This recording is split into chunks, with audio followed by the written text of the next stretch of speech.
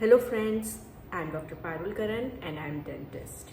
तो आज के टॉपिक में बात करते हैं कि बच्चों को रूट कैनाल की कब ज़रूरत पड़ती है।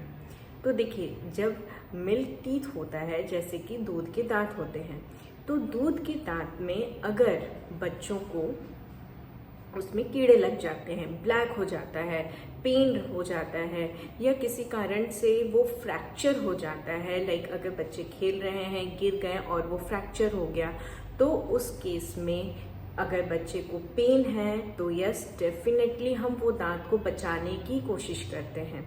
क्योंकि क्या होता है कि अगर हम दांत पहले ही निकाल दें, अगर दांत को हम पहले निकाल देते हैं तो प्रॉब्लम ये होती है कि जो नीचे से परमानेंट दांत उसका आ रहा है वो आगे पीछे होने के चांसेस बहुत हो जाते हैं। क्योंकि फॉर एग्जांपल कि कोई दांत जो है वो उसका 12 या 13 साल में शेड ऑफ होगा खुद से, पर उसी दांत में उसका कैविटी लग गया है, जो कि बच्चा जो एट प्रेजेंट वो से अबाउट 9 ईयर ओल्ड है, ठीक है, 9 साल का बच्चा है, पर वो जो दांत है वो उसका 12-13 साल में शेड ऑफ होगा खुद से। पर हम उसको इतना साल तक तो उसको ऐसे नहीं छोड़ सकते हैं कि उसमें कैविटी लगी है और बच्चे को पेन है, पस है, तो हम तो उसको ऐसे नहीं छोड़ सकते हैं। तो दो ही ऑप्शन है कि दांत निकाल दें या फिर उसको बचा लें रूट कैनाल करके। तो अगर हम निकालते हैं, अगर सपोज कभी कभी सिचुएशन ऐसा रहता है कि दांत को नहीं बचा पाते हैं, तो उस केस में हम दांत को निकाल देते हैं। तो जब दांत निकालते हैं तो हम उसके बाद वहाँ पे एक स्पेस मेंटेनर लगा देते हैं। स्पेस मेंटेनर ही नाम सजेस्ट करता है कि वहाँ पे एक हम स्पेस क्रिएट करते हैं, ताकि वहाँ पे उस टाइम तक 13 ईयर 14 ईयर तक वहाँ पे उसका परमानेंट दांत आ जाए। पर जहाँ तक हो सके हम दांत को सेव करने की ही कोशिश करते हैं।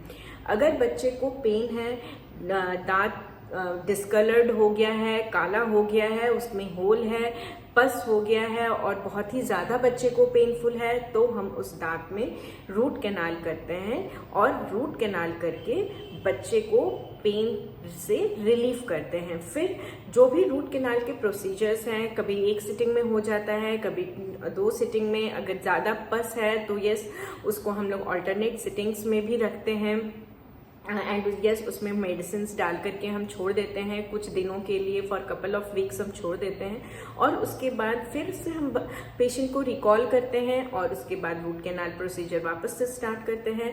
तो इससे क्या होता है कि जो भी पस है वो सूख जाता है।